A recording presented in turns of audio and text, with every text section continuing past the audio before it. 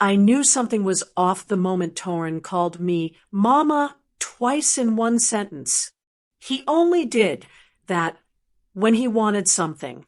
Marceline sat beside him, her smile stretched too tight, her perfume thick enough to cover tension. They'd shown up at my house before noon, claiming they had good news and a few papers for me to sign at the lawyer's office. I'd seen this act before, the soft voices, the practiced patience, but I played along. At 72, I'd learned that sometimes silence is the only language greedy people don't understand. They moved around my living room like buyers at an estate sale. Torin adjusted the curtains. Marceline picked up framed photos as if they were already hers. "You'll finally get some rest, Mama," she said. I smiled, letting my eyes drop to the small box on the table, my jewelry, my husband's old pocket watch, and the key to a post office box no one knew existed. I'd been packing quietly for a week. Nurse Loretta from the community clinic had stopped by earlier to help fold my clothes and tuck away the things that mattered. She looked uneasy when I told her I'd be going away for a while. "You sure you trust them, Miss Odella?" she asked. I only said, "I trust myself." At the lawyer's office, everything felt rehearsed. The young assistant handed me a pen before I even sat down. Torin leaned forward, one hand on my shoulder, his voice syrupy sweet. "This is just to simplify things, Mom. Makes it easier for you. You'll still live here, it's just technical." Marceline nodded too fast. I watched her reflection in the glass frame behind the lawyer's desk. Her eyes were on the pen, not me. I signed slowly, each letter deliberate, my wrist steady from years of charting patient notes. They thought I was old enough to fool, but not old enough to think. The lawyer, a man they'd hired without my say, barely looked me in the eye. He said a few things about property consolidation and tax advantages. I caught every word. The paper I signed wasn't the only one I'd prepared. Earlier that week, I'd visited a different attorney, someone who'd been my late husband's associate. Together, we'd drawn up another set of documents, sealed and notarized, the kind that spoke louder than family promises. When we stepped out of the office, Marceline clutched the folder to her chest like a prize. Torin put his arm around me, his grin wide. "See, Mom? All done. No stress." Back in the car, the mood shifted. They talked about remodeling, repainting, modernizing. I watched their faces in the rearview mirror and thought how young people mistake paperwork for power. By the time we reached the house, the sun had dipped low, spilling gold light across the porch my husband built with his own hands. Marceline was already calling movers. Torin was checking room measurements on his phone. I went to my bedroom quietly and zipped my small suitcase shut.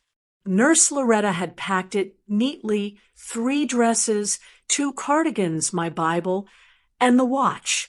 When Torin called out, "You ready, Mama?" I answered softly, "I've been ready." They thought I meant ready for their plan. But the truth was I'd finish mine first. The morning air was thick with a kind of cheer that didn't belong to me. Torin loaded my suitcase into the trunk with the energy of a man catching a flight to paradise. Marceline hummed beside the car, dressed too fine for what she called a quick drive. They said they were taking me to a beautiful retirement home just outside the city, a place with better care, more comfort. I didn't argue. I sat in the back seat, my purse resting on my lap, the same one carrying the receipt for that certified envelope I mailed the day before. Every bump on the road rattled it slightly like a quiet reminder that my peace was intact, and their celebration was premature. They talked loud enough for me to hear, though they acted like I was half deaf. "We'll knock down that old kitchen wall," Torrin said. "Open it up, maybe put in one of those granite counters." Marceline laughed. "And the living room, baby, that's the first thing to go. It smells like mothballs and history." They laughed together, like children playing house. I turned my head toward the window, watching trees slide by. That house wasn't just wood and bricks. It held every argument, every prayer, every meal cooked twice because Torrin was picky as a boy. But to them, it was only real estate now. Their voices brought back a memory I'd tried to bury. 2 years earlier, we'd argued after dinner. Torrin had come by, restless and short-tempered, asking if I'd considered downsizing. He'd said, "This house is too big for one person. It's wasted on an old woman who barely uses half the rooms." I told him I was fine where I was, but he wouldn't let it go. "You know how much this place is worth? You could be living easy somewhere smaller." Back then, I didn't realize smaller meant a nursing home. He'd left angry that night, muttering something about me being stubborn. Marceline called the next day, pretending to soothe things, but she was fishing for the same answer. I never gave it. The road curved through farmland, and the radio played soft R&B, but all I could hear was the hum of their greed. I let my eyes close and drifted to a memory from 3 months earlier, a memory they didn't know existed. It was a rainy Thursday when I met Miles Henley, my husband's old attorney, at his small downtown office. He still wore the same steel-rimmed glasses and called me Miss O'Della like he always had. I'd told him everything. Torrin's sudden interest in the house, Marceline's hints about family transfer papers, the uneasy feeling that something was coming. Miles listened quietly, then leaned back and said, "You still have options. The law protects the wise, not the loud." Together, we drew up documents that would make sure any transfer done without my full consent would turn to smoke the moment they tried to cash it in. I left his office lighter that day, knowing the trap was set long before they even planned theirs. Marceline interrupted my thoughts with a bright laugh. He said she'll love it there. Private rooms, gardens, nurses on call, and no more chores. I looked at her reflection in the glass, her smile too wide, her eyes too empty. Torrin nodded, tapping his fingers on the steering wheel. "It's what's best for her. She needs peace, and we need space." He didn't say it out loud, but I knew what he meant. Space to own what wasn't theirs.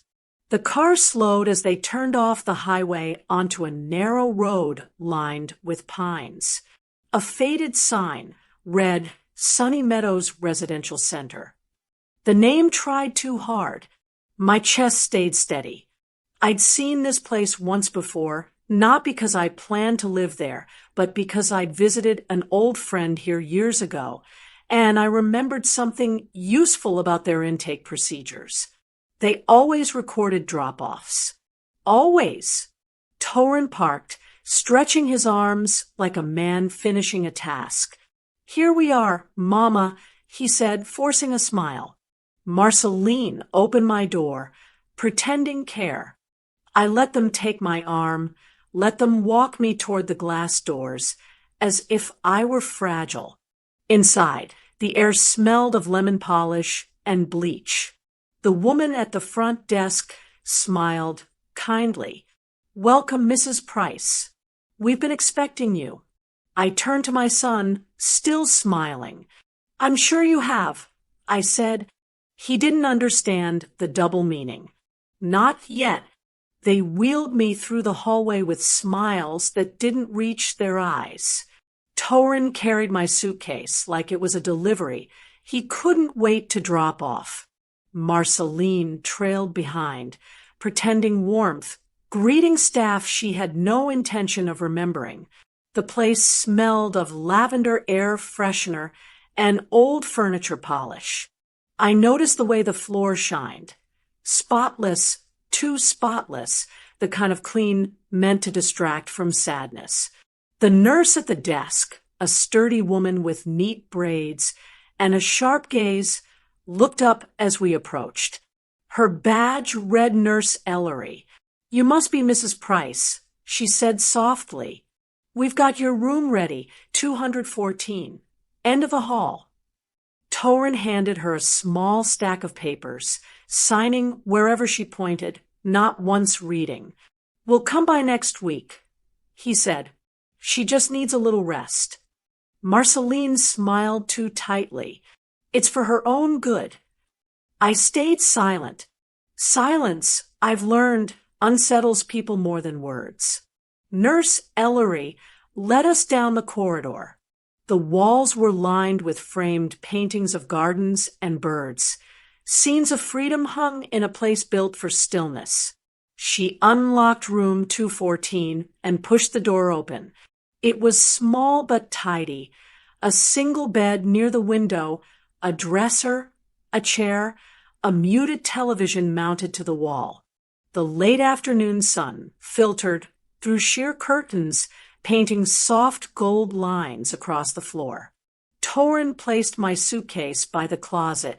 "You'll be comfortable here," he said quickly, glancing around like he was checking off a list.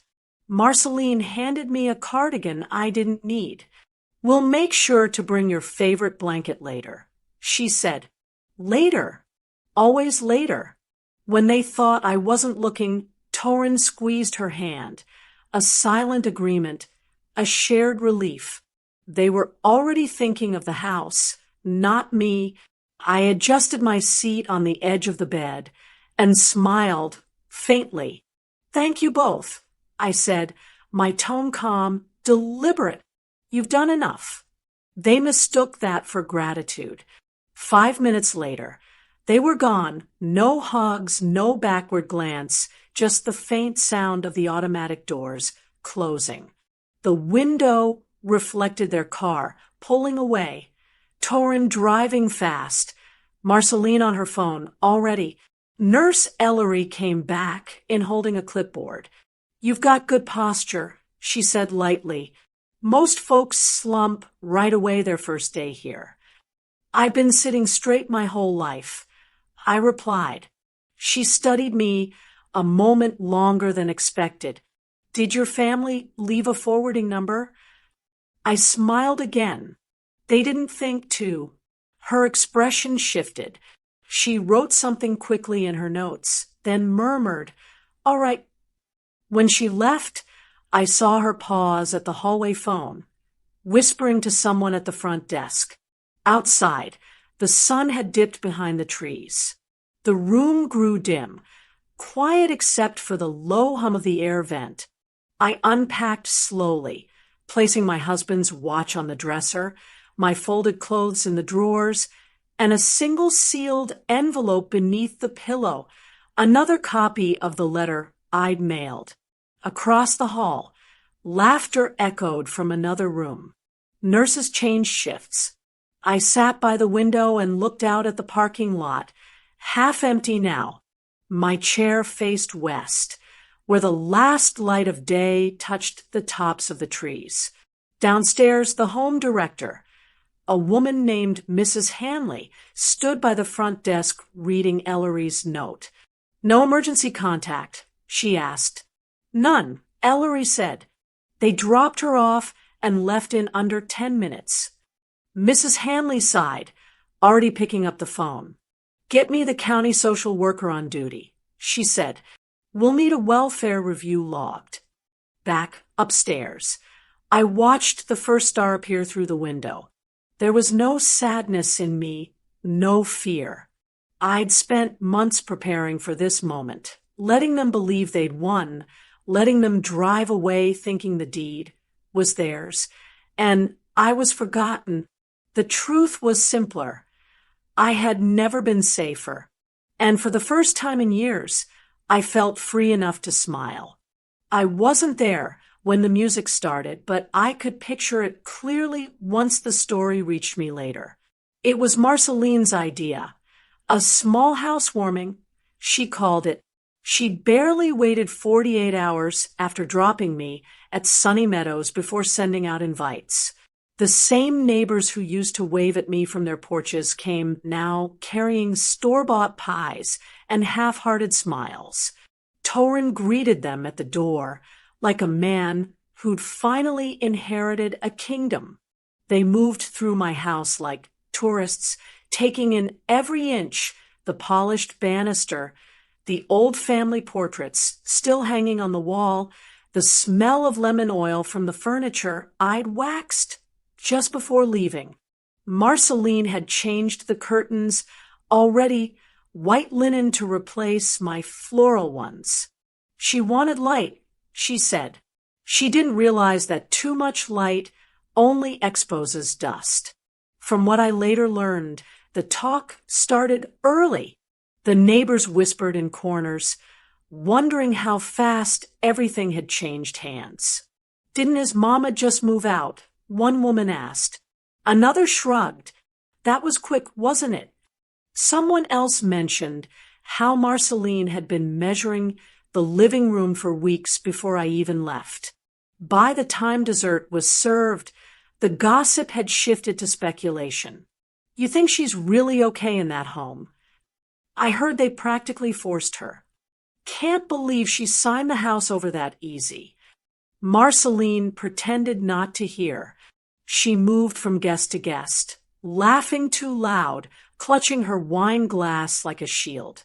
Torin, trying to drown the tension, turned the music up, old R&B hits that used to fill that same room during my birthdays. He told stories about fixing up the place, about how the paperwork finally came through. He didn't realize how the more he bragged, the less people believed him. Somewhere around sunset, while the last guests were still sipping and whispering, a delivery van pulled up outside. The driver knocked, holding a large envelope with Torin's name printed neatly across it. Certified mail, he said. Marceline, curious, signed for it without hesitation. Torin opened it right there at the dining table, his face flushed from pride and alcohol. Inside was a single letter on official stationery, a notice of ownership verification request from the County Property Records Office. It stated that the recent deed transfer for the property required additional documentation for confirmation of legal validity. It was standard procedure, the kind of thing most people wouldn't panic over, but the timing was perfect. Guests nearby leaned in, curious. Everything all right? Someone asked. Torin forced a laugh. Oh, it's nothing, just paperwork. But Marceline took the letter from him, scanning the lines twice, her smile faltering. Why would they need verification if everything's already filed? She asked quietly. No one heard the rest of their conversation, but people noticed the change. The laughter dimmed. Music stayed on, but no one danced. Torin folded the letter too carefully, slipped it into a drawer, and poured himself another drink. By the time the guests began to leave, the house felt heavier. The neighbors whispered their goodbyes, glancing once more at the framed photos that still showed my face beside my husband's. One woman said later she could tell something didn't sit right, that kind of unease you can't name, but feel in the walls. Later that night, after everyone left, Torin and Marceline argued quietly in the kitchen. She accused him of rushing the process. He told her to relax. They just need a signature or two, he said. But she noticed the small note at the bottom of the page. CC, Miles Henley, legal trustee. That name meant nothing to her. To me, it meant everything. because by the time that envelope reached their doorstep, I'd already received confirmation from Miles that phase 1 had gone exactly as planned. At Sunny Meadows, I sat by my window, the same one overlooking the quiet courtyard, holding a copy of the same notice with my initials beside his. The deed they celebrated was no longer theirs to defend. And for the first time, the silence I'd been keeping began to echo louder than their laughter ever could. The phone rang just after breakfast, when most of the residents were settling into their routines, some for therapy, some for naps. I sat by the window, sipping coffee that tasted faintly of cardboard, watching leaves swirl across the courtyard. Nurse Ellery knocked once before stepping in. "You've got to call Mrs. Price." Said it's urgent. She handed me the receiver, lowering her voice. "From a Mr. Henley." Miles's voice came through steady and sure, the way I remembered it from all those hospital fundraisers my husband and I used to attend. "Oh, Della," he said, not bothering with small talk. "The package was delivered. I just got confirmation from the clerk's office. Everything's in motion." "Good," I said quietly. "And the letter to Torin, they received it last night." He replied, "It did exactly what we expected, rattled them. But that's not the best part." He paused, as if savoring it. "I reviewed the copy of the deed they filed, the one they had you sign in that office. It isn't a full transfer, not even close. The language clearly states Life Estate Trust. That means you, and only you, hold the controlling interest until death. They can't sell, mortgage, or alter a thing without your authorization. The deed they celebrated isn't ownership. It's guardianship of a property that still belongs to you." I smiled, though my hand stayed steady on the receiver. "So all they really have is my permission to mow the lawn," I said. Miles chuckled.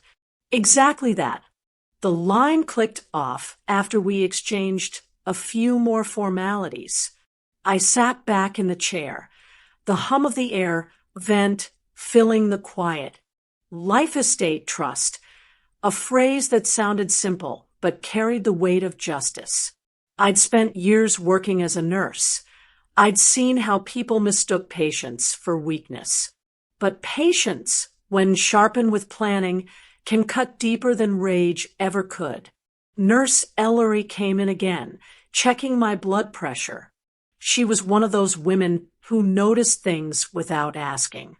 "Everything all right?" she said gently. "Better than all right," I replied. She glanced at the papers spread on my table. My husband's will, a list of emergency contacts, and a fresh notepad. "You keepin' records?" she asked. "Yes," I said, "and I might need your help making it official." An hour later, we sat together while I dictated a statement. She wrote carefully in her nurse's logbook, each word timed and dated. I told her how I'd been brought here under the pretense of temporary care, how my son and daughter-in-law left no forwarding number or instructions, how they never checked in afterward. Ellery's brow furrowed as she wrote. "That's abandonment of a dependent adult," she murmured. "We see it sometimes, but not often this deliberate." She finished writing, signed her name, and had me initial the bottom. "I'll file a copy with the director." She said, "You keep this one for yourself." I folded the duplicate neatly into my Bible, tucking it beside the old watch. 2 worlds hidden in one, faith and proof. Later that afternoon, I watched the other residents gathered for an activity session, laughter drifting faintly down the hall. I stayed in my room, choosing quiet over company. Every tick of the wall clock felt like a countdown, not toward death, but toward balance. By evening, A storm had rolled in, wind brushing the windows, rain whispering against the glass. I lay in bed, listening, the sound reminding me of that night 3 months earlier when Miles first explained what a life estate trust could do. He'd said, "Think of it like locking a door from both sides. They can enter, but they'll never own the key." Now, as the thunder rolled somewhere far off, I understood that truth completely. They'd thought they'd buried me under paperwork and guilt, but what they really buried was their own freedom. In the hallway, I heard Nurse Ellery talking quietly to someone at the front desk, something about a report to social services and documentation already secured. I smiled faintly and closed my eyes. Everything was unfolding the way I'd planned it. All I had to do now was wait. Back at the house that used to be mine, the glow of celebration had already dulled. Torrin was sprawled on the couch, half watching television, while Marceline sat at the dining table with her laptop open and a pen tucked behind her ear. Bills and bank statements were spread out in front of her like puzzle pieces that didn't fit. The notice from the county still lay nearby, unopened since that uneasy night. She had spent the morning on the phone with a loan officer, her voice shifting between charm and irritation. The plan was simple: refinance the property under their names, pull out equity, and use it to fund Torrin's new business idea, a custom furniture store he'd been bragging about for months. But when the officer asked her to email a scanned copy of the deed, the mood changed. Within an hour, she got a call back. The tone on the other end wasn't friendly anymore.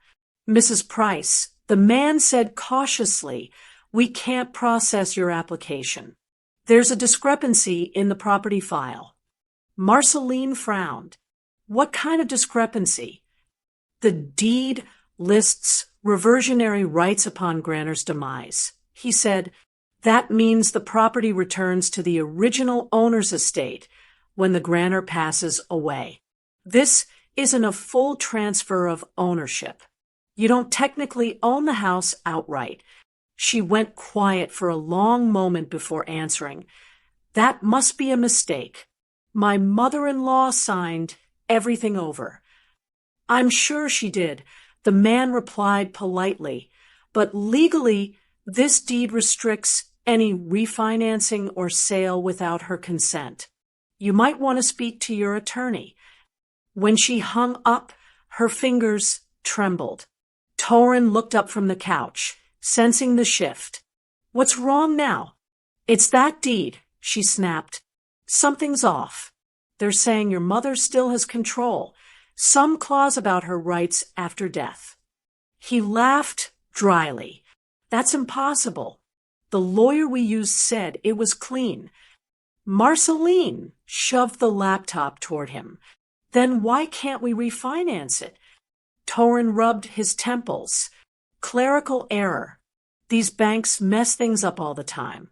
But his voice had lost its confidence. They spent the next hour going through paperwork, trying to make sense of legal terms they didn't understand. Life estate, trustee authority, reversionary clause. The more they read, the less ownership they seemed to have. Torrin's frustration grew. "We'll get it fixed," he muttered. "First thing tomorrow, I'll call the lawyer." But before tomorrow could fix anything, something else began to unravel. The lights flickered once, then went out completely. Torrin checked the switch, the fuse box. Everything was fine. He walked outside to find the entire block lit except their house. Marceline called the utility company, waiting through 10 minutes of hold music before someone answered. The representative checked the account. This property's utility billing was transferred to an inactive customer profile last week. She said, "Looks like the previous owner requested it." "The previous owner?" Marceline repeated, voice sharp. "That's me." The woman paused. Our system lists an Odella Price as the current active name on the account. By the time Marceline slammed the phone down, the refrigerator had gone quiet and the thermostat screen had gone black. Torin stood in the doorway, the dim light from his phone screen reflecting off his face. "What did you do?" he asked. "I didn't do anything," she snapped. She must have. She stopped herself before finishing. They exchanged looks, brief, tense, unspoken. In the silence that followed, even the walls seemed to hum with irony. The woman they'd abandoned in a nursing home still had enough reach to pull the plug on their comfort without leaving her chair. Outside, the streetlights flickered on as the sun dipped low, casting gold through the window across the same couch Torin used to nap on as a boy. Marceline sat there now, scrolling through her phone, searching for answers that wouldn't come. "It's just a mistake," Torin said again, but it sounded like he was trying to convince himself. "We'll fix it." He didn't notice the second envelope lying in the mail pile by the door. This one marked attention, legal trustee, urgent confirmation required. By the time they opened it, the damage would already be done. And somewhere across town, in room 214, I was marking the day in my notebook, noting the exact hour the power went out on Willow Creek Drive, just as scheduled. It was just after lunch when the woman from the county walked into Sunny Meadows. She wore a navy blazer, carried a black binder under one arm, and introduced herself with a firm handshake. "Miss Price, my name is Valerie Granger. I'm with Adult Protective Services. I'd like to ask you a few questions about how you came to be here." Her tone was courteous, but her eyes were already reading the truth behind my silence. We sat in the activity room, away from the others.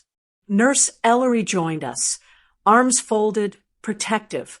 Valerie opened her binder. "Your admission records indicate you were dropped off by your son and his wife 3 weeks ago. There's no emergency contact listed, and the facility hasn't received payment updates. Is that correct?" I nodded once. "That sounds about right." "Did they tell you how long you'd be staying?" she asked. "They said it would be temporary." I let my gaze drift toward the window. "But you can tell when someone's saying goodbye for good." Ellery shifted in her seat. "They left in a hurry," she said quietly. "Didn't even wait for discharge orientation. I noted it in my report." Valerie scribbled a note. "You did the right thing," she said, then turned back to me. "Mrs. Price, do you understand why I'm here?" I gave a small smile. "To make sure they can't do this to anyone else." That afternoon, she recorded my statement. Every detail, the rushed signatures, the lack of contact, the sudden relocation, went into her report under the category dependent abandonment, active investigation. I signed the bottom of the form with the same steady hand that had signed the deed. When she left my room, she thanked me for my composure. I told her it came from practice. That evening, as the halls quieted and the scent of dinner lingered, Nurse Ellery brought me a sealed envelope. "This came for you," she said, "hand-delivered by courier." Inside was a short note from Miles Henley, my lawyer. Everything proceeding as expected. Case file notarized.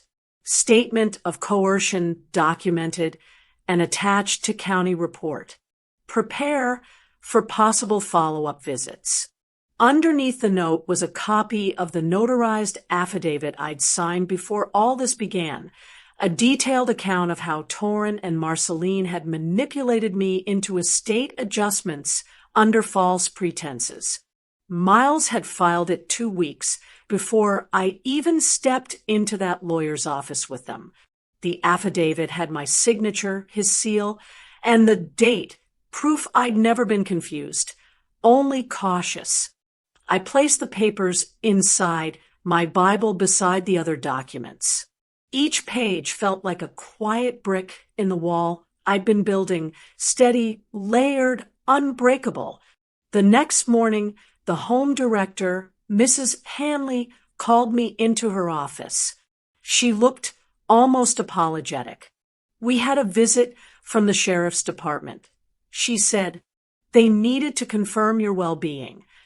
I nodded. "Did they find my son?" Her lips tightened. "They served him a summons for questioning. Word is he wasn't pleased." I could imagine the scene, Torrin opening the door in that same wrinkled t-shirt, confusion curdling into panic as the deputy read out the words investigation of elder neglect and financial coercion. Marceline would be in the background, whispering instructions, trying to salvage control. They would call it a misunderstanding. They would insist I was confused, manipulated by outsiders. But no amount of spin could erase notarized truth. Later that evening, Valerie returned briefly to update me. "We've escalated the case," she said. "There'll be follow-ups, but for now, you're safe, and the report's locked." Safe. That word had been twisted before, made to sound like confinement. But now it meant something else. It meant secured.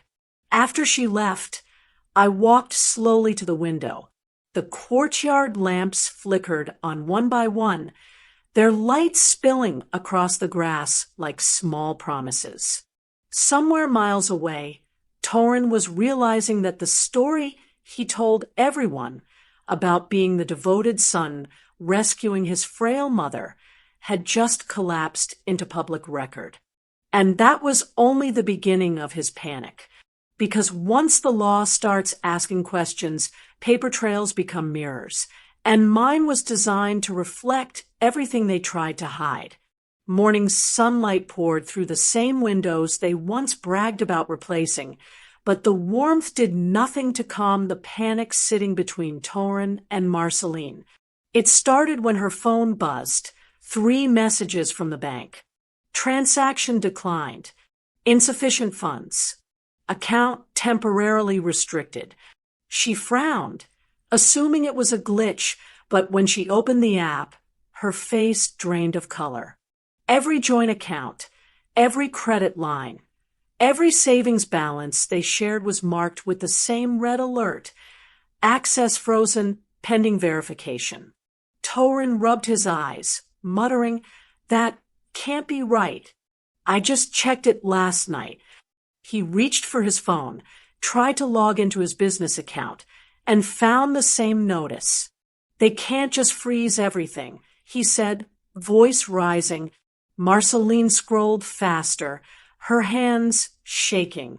"It says the freeze was authorized by a co-signer, Odella Price." How's that possible? She doesn't even have online banking. But she did, because months ago, I made sure of it. Miles had helped me convert the joint account I once shared with Torrin into a tiered access fund with scheduled withdrawals. The moment I signed their papers, the clock started ticking. By the next banking cycle, the funds would be locked for audit review under my authorization code, the one they never knew existed. At 9 a.m., Torrin's phone rang again, his credit card company. The representative politely explained that a recent suspicious activity alert had triggered a security hold on all linked accounts. "We just need to verify a few details with the co-account holder," she said. He snapped, "What co-account holder?" But when she repeated my name, he hung up. Bills began to pile up by noon. Their mortgage auto draft failed. The utility company demanded reinstatement fees to restore power that still hadn't been fully transferred. Marceline tried to pay with her personal debit card.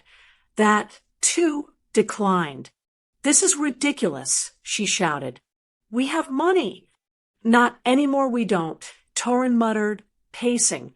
He didn't say it, but the look in his eyes was pure disbelief, the kind that comes when you realize your prey was actually the hunter. By evening, the humiliation spread beyond their front door. A neighbor, Mrs. Drummond, the same one who had attended their so-called housewarming, posted a photo on Facebook of the Prices standing proudly by their new mailbox weeks earlier. Her caption was harmless at first. Nothing like seeing the next generation take over. Congratulations to Torin and Marceline on their new chapter. But the comments section didn't stay polite for long. Someone mentioned hearing about financial trouble and a mix-up with ownership papers. Another neighbor asked, "Didn't that house belong to his mama?" Within hours, the post had dozens of replies, speculation, gossip, judgment. One even said, "Heard she's in a nursing home now. Can't believe he did her like that." Marceline saw it all, scrolling with trembling fingers. "Delete it," she whispered. "Make them stop talking about us." But Torin just stared blankly at the screen, the weight of exposure finally setting in. Every secret they'd tried to bury was crawling into daylight, one rumor at a time. He tried to reach their lawyer, but the line went straight to voicemail. The email he sent bounced back, flagged with an automated notice that the firm was cooperating with ongoing county investigations. Marceline turned toward him, tears streaking her foundation. "What does that mean?" "It means," he said slowly, "we're in deeper than I thought." At Sunny Meadows, I received a quiet text from Miles. Short, professional, perfect. Funds secured. Access sequence completed. All transactions logged under initial authorization. I closed my phone and went back to folding my blanket. Outside, the sky was clear and calm. I'd lived long enough to know that peace doesn't come from prayer alone. Sometimes it comes from preparation. Across town, Torin and Marceline sat in their darkened living room, surrounded by unopened bills, disconnected phones, and the low hum of shame creeping through walls that were no longer theirs in spirit, even if the paperwork hadn't caught up yet. The reversal had begun. Quiet, legal, irreversible. And the silence that followed was the kind of silence I'd waited for all my life. It arrived on a Tuesday morning, hand-delivered by a uniformed courier who refused to leave it in the mailbox. The envelope was thick, sealed in heavy cream paper with the stamp of Henley and Associates pressed into the corner. Marceline signed for it without hesitation, her robe loosely tied, eyes still red from another sleepless night. Torin wandered in from the kitchen, coffee in hand, wearing the look of a man who had spent the night staring at numbers that refused to make sense. "What is it now?" he asked, his voice flat. "From some law firm," she said, holding it up. "Your mother's old lawyer, I think." The name made him pause. He'd heard me mention Miles Henley years ago, but he'd forgotten the connection, or maybe just chosen to. "Open it," he said, forcing a yawn that didn't reach his eyes. Inside was a small flash drive and a short letter printed neatly on legal stationery. To Mr. and Mrs. Torin Price. Pursuant to recent developments and in accordance with the provisions of the trust agreement executed by Mrs. Odella Price, please find enclosed relevant documentation and recorded material verifying the validity of said trust. Kindly note that the following evidence has been submitted concurrently to the County Clerk, Adult Protective Services, and the Office of Elder Law. Respectfully, Miles Henley, ESQ. Marceline blinked, confused. What recordings? Probably some kind of scare tactic. Torin muttered, "He's bluffing." But his hand trembled slightly as he plugged the flash drive into the TV's USB port. The screen flickered. then filled with the image of me sitting at a desk days before the supposed transfer. My voice was calm, measured, precise. "This is Odella Price," I said on the recording, facing the camera directly. "I am reviewing of my own free will the deed prepared for my property. Clause 1. This document constitutes a life estate trust, transferring only trustee responsibilities, not ownership. Clause 2. The property shall revert to the grantor's estate upon her passing. Clause 3. No refinancing, sale, or modification shall occur without my explicit consent." The date and time stamp in the corner were impossible to dispute.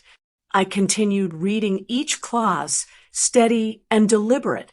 The camera zoomed slightly, showing me initialing every page, the lawyer's witness seal visible beside each signature. Marceline's hand flew to her mouth. "Oh my God!" But the footage didn't end there. It cut suddenly to a second video, one they didn't know existed.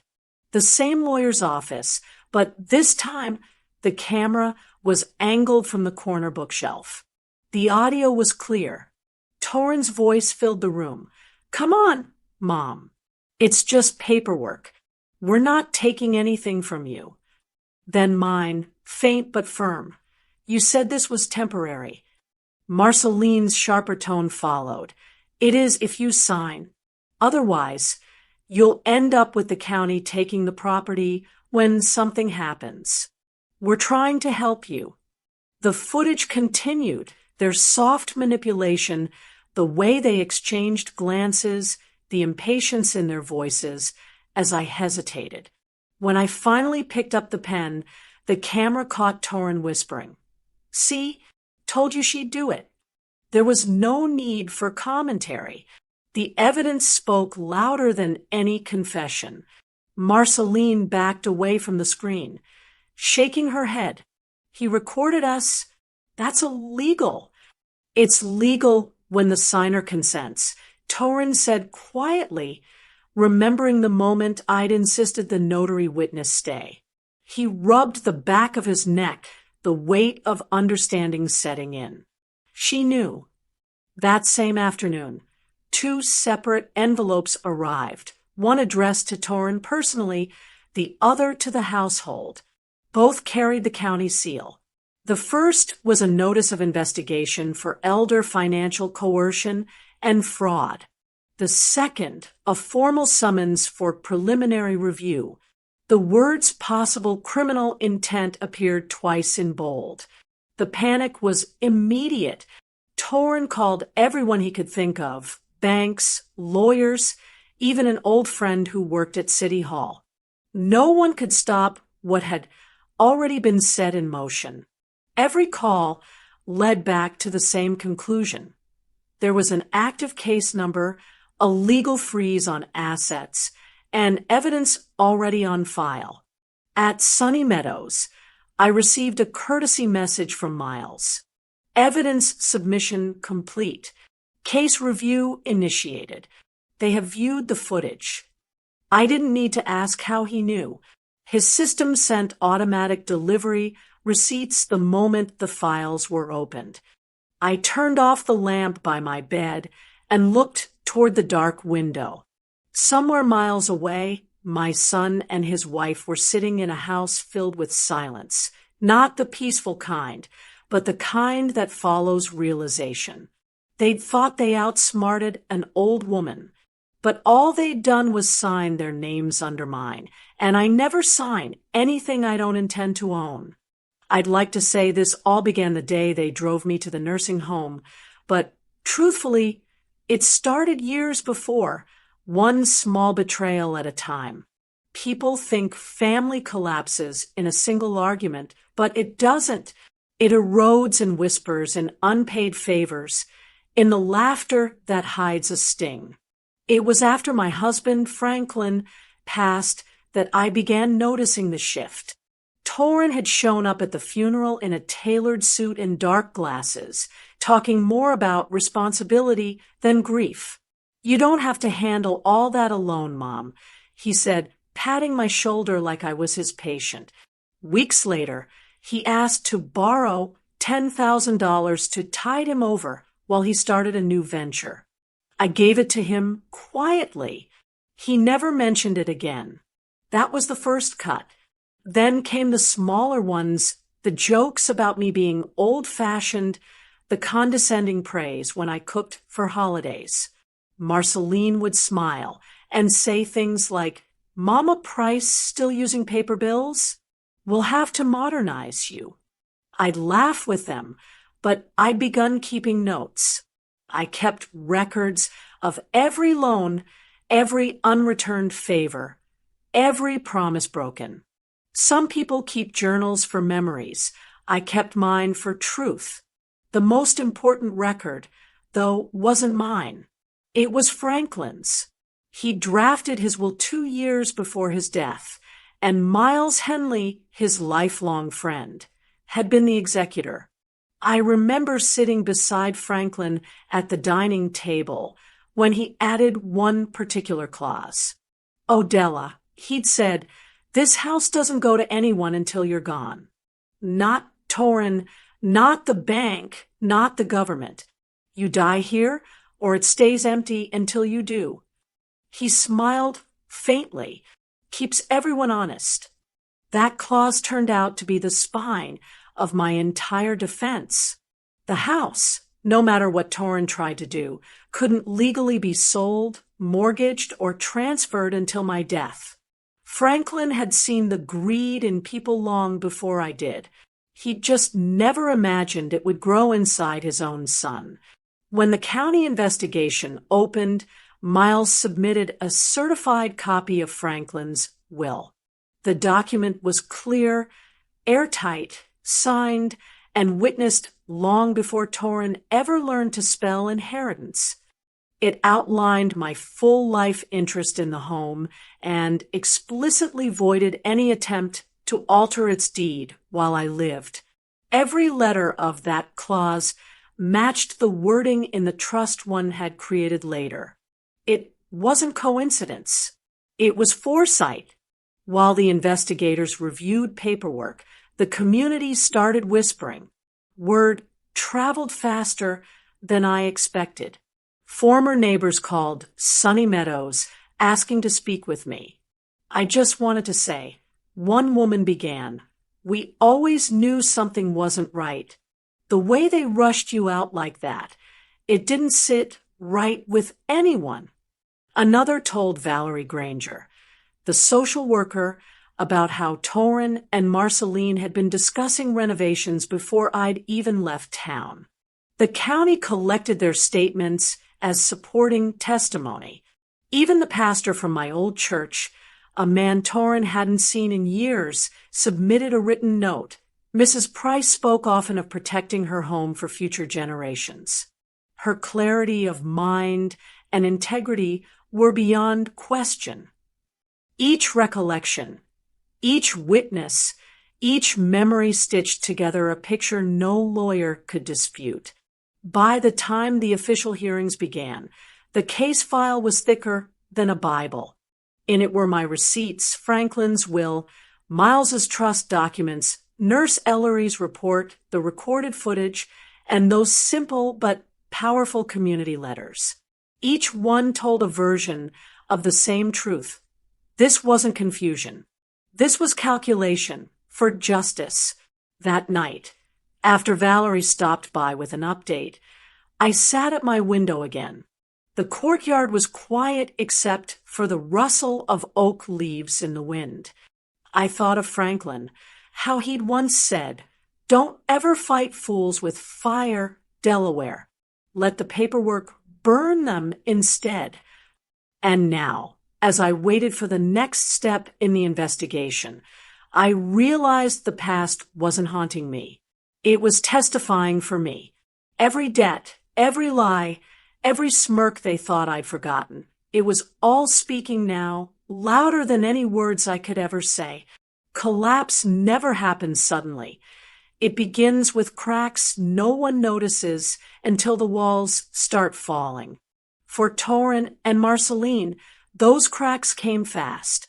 The first blow hit Marceline's office. She was halfway through a staff meeting when HR called her upstairs.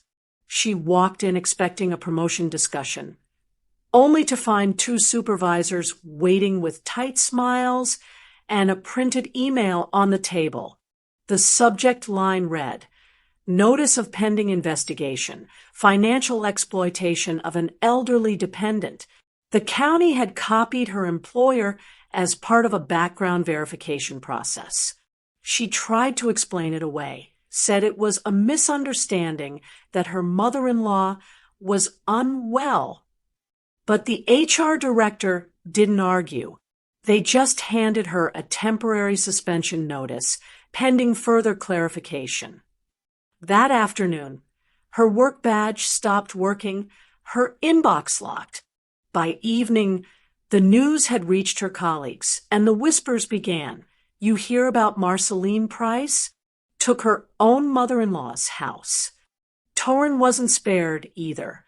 His contractor clients began backing out of deals after the local paper mentioned an unnamed family under financial investigation. The story didn't give names, but people connected dots quickly. The phone stopped ringing. The people who used to call him reliable now left messages unanswered. The second blow came in the form of a yellow envelope taped to their front door. It was an official notice from the county property office, property under legal review, immediate suspension of occupancy rights pending verification of trust ownership. In simple terms, it meant eviction. They were to vacate within 30 days until ownership was resolved. Marceline tore the letter off the door and threw it on the floor. "They can't do this. This is our home," she shouted. Torin sank onto the couch, head in his hands. "It's not ours," he said quietly. "Not anymore." Their voices echoed through rooms that had grown emptier by the week. Movers had taken back furniture bought on credit, the utilities were half active, and the fridge hummed weakly, almost mocking. Every attempt to call a lawyer ended the same way. No one wanted to take a case that smelled of fraud and elder neglect. But humiliation travels faster than paperwork. Torin's cousin Laverne, who had attended their housewarming, told one church friend who told another. Within days, the congregation that once praised Torin for taking care of his mama turned cold. Prayer groups stopped calling. Invitations disappeared. The same pastor who'd once blessed their new beginning pulled Torin aside in the parking lot and said softly, "Son, people talk. Maybe it's best you stay away for a while." By the end of the week, they were pariahs. Neighbors stopped waving. Friends unfriended them online. When they went to the grocery store, conversations fell silent in the aisles. It wasn't rage that surrounded them. It was absence, the kind that empties every corner of your life. At Sunny Meadows, I learned of it all through quiet updates. Miles sent me a copy of the eviction notice, attached with a note. "They've been served. 30 days. Valerie confirmed that Adult Protective Services had formally listed the case as substantiated. There was nothing more for me to say. I didn't need to defend or explain. I simply stayed silent. Each night, I wrote one line in my notebook before bed. Day X. I spoke none, yet everything moved. On the 30th night, the phone at Sunny Meadows rang again. It was Miles. "They vacated," he said. "Keys returned.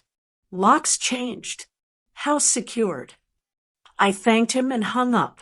The lights outside the window flickered on, illuminating the garden below, where the wind swayed the flowers back and forth.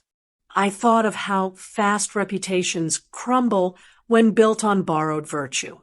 They had wanted the house, the title, the image of power. Now all they had was silence, and I let it stretch between us, sharp, clean, and deserved.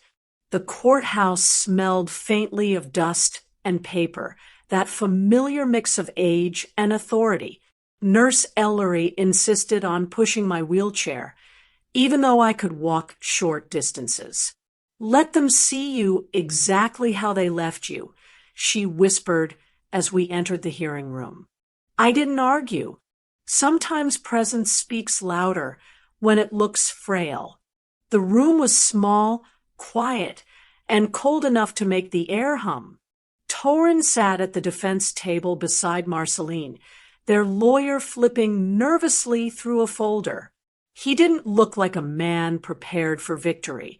He looked like someone trying to outrun the truth. Across from them sat Miles Henley, calm as ever, surrounded by neatly stacked binders. He gave me a small nod when I rolled in. The judge, a sharp-eyed woman with silver hair, adjusted her glasses. "We are here for the matter of Price versus Price, allegations of elder abandonment and financial coercion." She looked directly at Torin. "Mr. Price, Mrs. Price, you understand the seriousness of these claims?" Marceline's voice wavered. "Yes, Your Honor." The prosecution opened with evidence, clear, concise, devastating. The first exhibit was the nursing home CCTV footage from the day of my arrival.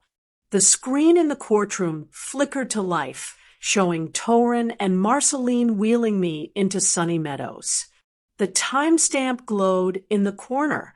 The audio wasn't strong, but the images were enough, them handing my suitcase to Nurse Ellery, signing no contact sheet, and leaving before I'd even settled.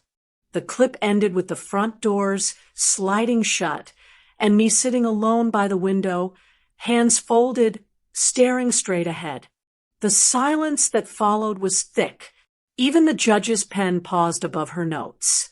Then came the second exhibit, Nurse Ellery's report, the welfare check initiated by the home director, and the county's statement confirming no follow-up visits or calls were ever made by family. It painted a picture too consistent to deny. Torin's lawyer tried to object, claiming miscommunication and misunderstanding of intent, but it didn't land. When his turn came, he stumbled through an argument that sounded rehearsed in panic. My clients merely sought temporary care for Mrs. Price while handling property management matters. They had no intent to defraud or abandon. Miles stood slowly, voice even but firm. "Then let's discuss those matters." He handed the clerk a document packet, copies of the deed Torin and Marceline had filed. "Here," he said, "is the paperwork they claim transferred ownership. And here," he held up another document, "is the official trust recorded 2 weeks earlier.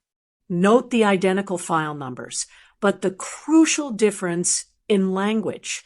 He pointed to one clause projected on the courtroom screen. "This deed constitutes a life estate trust, transferring only trustee responsibilities for property management, while full ownership and reversionary rights remain with the grantor, Odella Price, until her passing." Miles paused. They knew, or should have known, that this wording meant they could not refinance, resell, or assume personal control over the asset.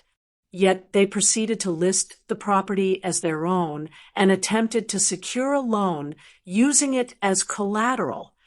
The judge leaned forward. "You're saying they acted with knowledge of restriction?" Miles nodded. "Yes, Your Honor. Intent is clear in both action and attempt.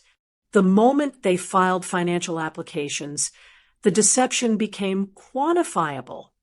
The defense lawyer tried again, weakly. "There's no proof they understood the legal terms." Miles smiled faintly. "Then allow me to show you Exhibit C."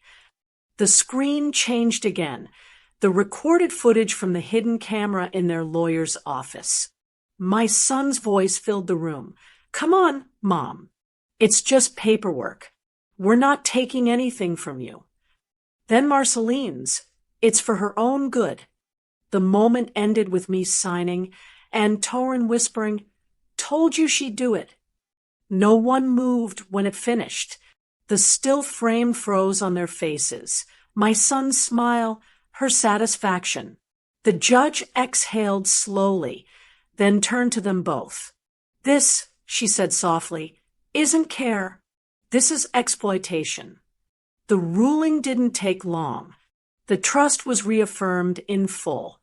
Ownership reverted completely to me. The house, assets, and any related property under the Price name were ordered frozen pending restitution and possible criminal referral for fraud. As they read the judgment, Torin sat motionless, jaw clenched, eyes fixed on the floor. Marceline wept quietly, dabbing her face with a crumpled tissue.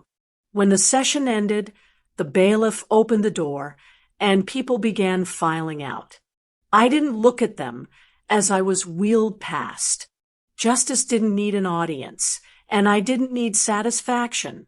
Some victories are better kept cold, silent, exact, and without apology. Outside, sunlight struck the courthouse steps. Nurse Ellery adjusted the blanket on my lap. You did it, Miss Odella, she whispered. I smiled faintly. No, I said, the truth did. And for the first time since the day they took me from my home, I felt the weight lift, not loudly, not triumphantly, but completely.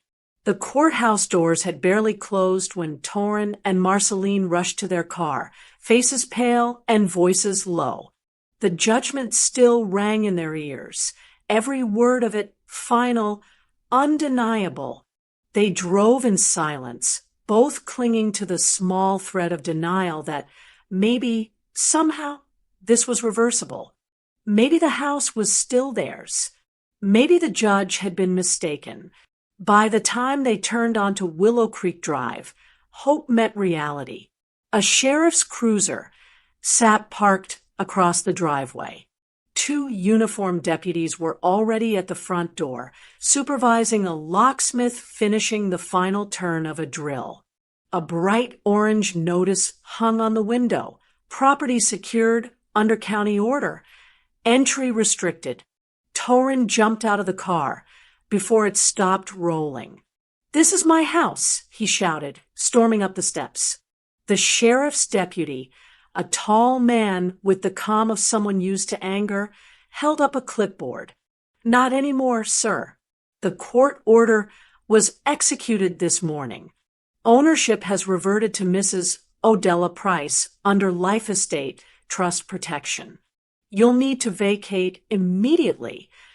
Marceline stumbled out behind him, clutching her phone like a lifeline. You can't do this, she pleaded. We live here. The deputy glanced at his papers. You have 20 minutes to remove personal items. After that, the property will be sealed. Inside, the air felt unfamiliar, like the house itself had expelled them. Boxes were half-packed, dishes still in the sink. The power had been restored, but only for official access. Torin moved mechanically through the rooms, opening closets that now looked smaller, emptier. In the living room, the mail lay scattered across the floor, a stack of final notices, court correspondence, and one letter stamped with Miles Henley's firm seal. He tore it open. Inside was a single sentence typed cleanly across the page. Possession restored. Authorization complete. That was all it said. Marceline's phone buzzed again. Torin ignored her voice as she paced, making frantic calls. Banks, relatives, anyone. We can fix this, she kept repeating. We just need to talk to her. Maybe she'll forgive us. But forgiveness wasn't part of the design. Across town, in the courtyard of Sunny Meadows, I sat in my wheelchair under the wide oak tree, a cup of tea cooling on the small table beside me. The garden was alive with sound. Birdsong, the rustle of leaves, the faint laughter of other residents, and beneath it all, the steady vibration of my cell phone. It started softly, one buzz after another, then faster, louder, overlapping. I let it ring out on the table without touching it.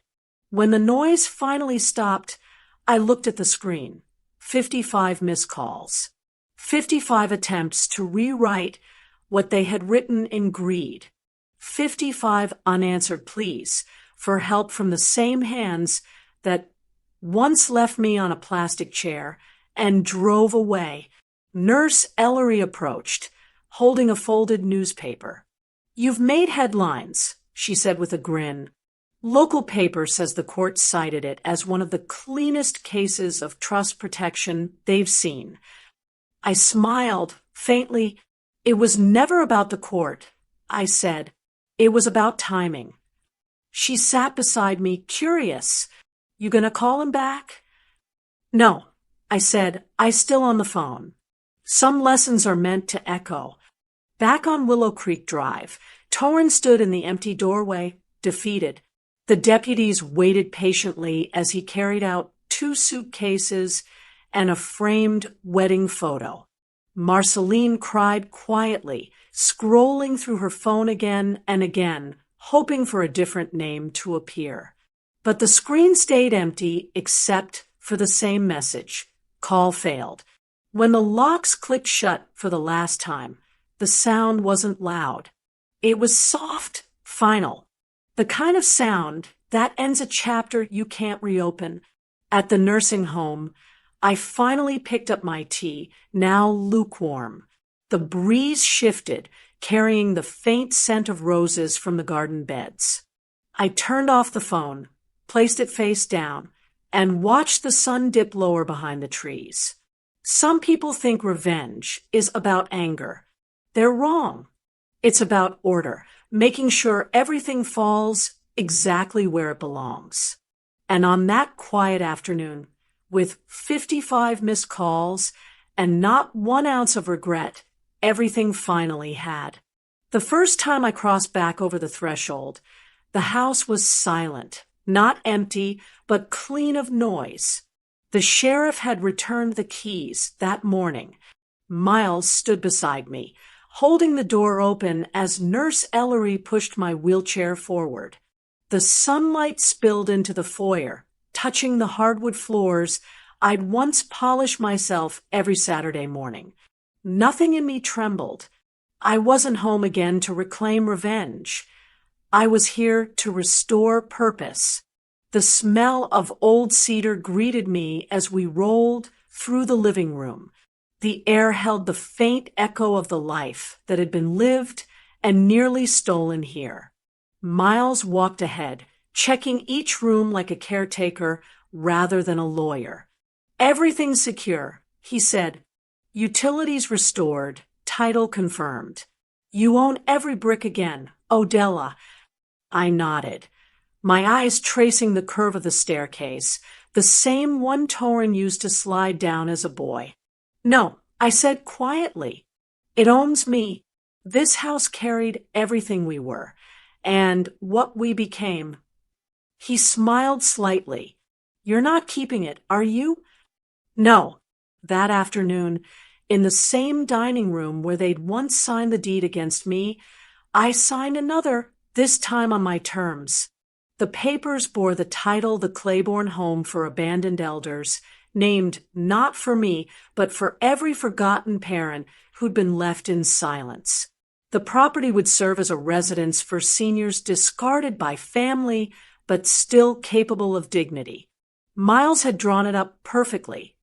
A nonprofit trust managed by community volunteers, funded by the very assets recovered from Torrin and Marceline's seized accounts.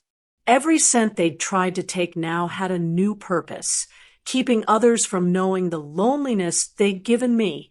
When the county officials arrived to tour the site a week later, I insisted on being there.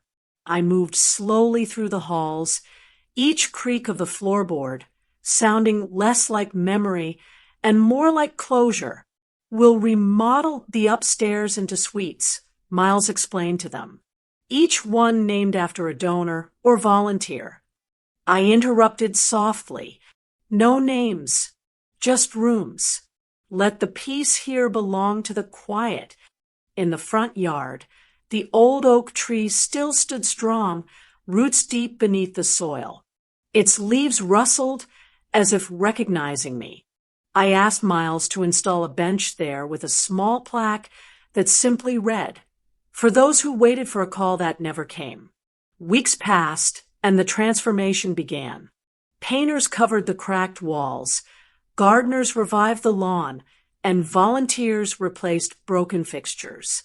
The place filled again, not with family, but with life.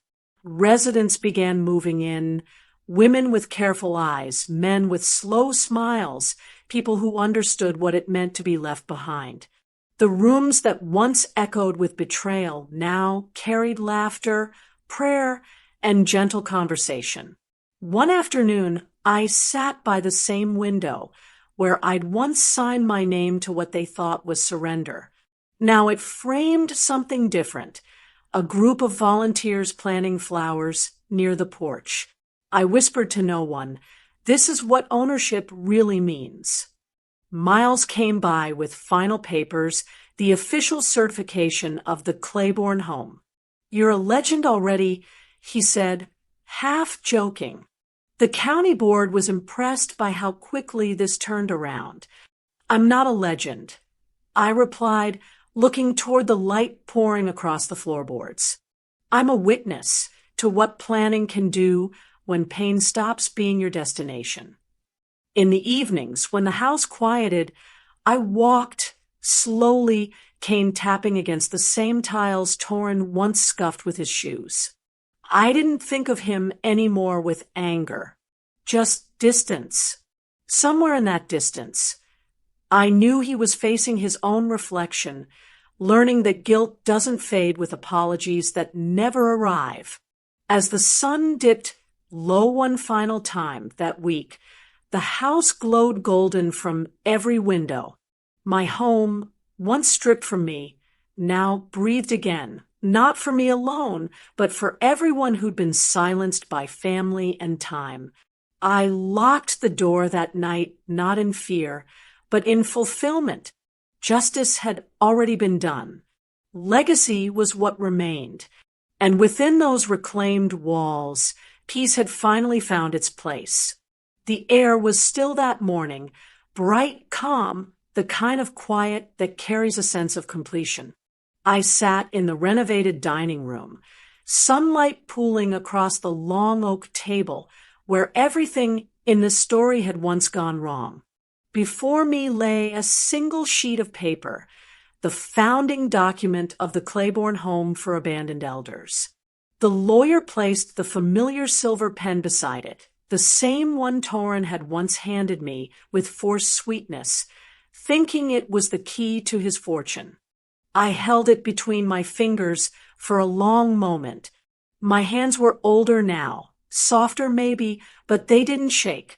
When I signed my name, it felt weightless, no pressure, no fear, just the truth in ink. The pen glided across the paper with the same calm rhythm as my breath. When I finished, I placed it neatly beside the document and exhaled. Miles smiled across from me. "That's it," he said quietly. "The foundation's official. You've built something remarkable. Odella." I looked around the room. The fresh paint, the sunlight through clean glass, the laughter faintly rising from the courtyard where new residents planted flowers. "No," I said softly. "I've rebuilt something that should never have been broken." Outside, the signboard was already up. It read simply, "The Claiborne Home, where the forgotten are found." The first group of residents had begun moving in. I'd watched them arrive earlier that week, each one with a single suitcase and a story heavy enough to fill a house. Some smiled shyly. Others cried, but all of them walked through the door with dignity. That was what this home stood for. Not pity, but restoration. As the lawyer and his assistant gathered their folders, Miles leaned toward me. "You should know," he said, "your son and his wife have left town, packed what little they had, and moved to Kentucky. Apparently, word is he's doing day work now. No license, no credit, no trace of what he once was." I didn't respond right away. I looked toward the window, where the breeze stirred the curtains gently. "Let him rebuild whatever he can," I said finally. "Some ruins aren't mine to repair." Later that afternoon, a young reporter from the local paper came by. She'd heard about the new facility and wanted a short interview. "Mrs. Price," she said kindly, "people are fascinated by your story, how you turned something so painful into this. But there's one question everyone keeps asking." I smiled. "Go on." "That day in court," she said, "when the verdict was read, people said you smiled. Not big, not proud, just calm. Why?" I let the silence stretch a little before answering, my voice steady. "Because after I signed the deed," I said, "my son and his wife celebrated. Then they drove me straight to the nursing home and abandoned me." I smiled. 1 hour later, 55 missed calls. The reporter's pen froze midair. She didn't speak for a moment. Then she lowered her notepad slowly, her eyes wide but soft. "That's perfect," she said quietly. "No," I corrected her gently, turning toward the window again. "That's justice." Outside, the evening light began to dim, laying a soft amber glow across the courtyard. The oak tree rustled in the wind, its branches stretching above the roofline like arms at peace. I watched the nurses walking residents to dinner, their chatter low and warm. The sound reminded me of something Franklin once said long ago: "Build something that outlives your anger." When the room emptied, I took the pen one last time and placed it in a small glass case beside the entrance. A plaque beneath it read, "The same pen that took everything and gave it all back." Then I wheeled myself to the doorway, paused, and looked back just once. The house stood quiet, proud, redeemed, no longer a battlefield, but a beginning. And as the lights dimmed across the hall, I let the moment settle, still smiling, not from revenge, but from peace so complete it didn't need to be spoken.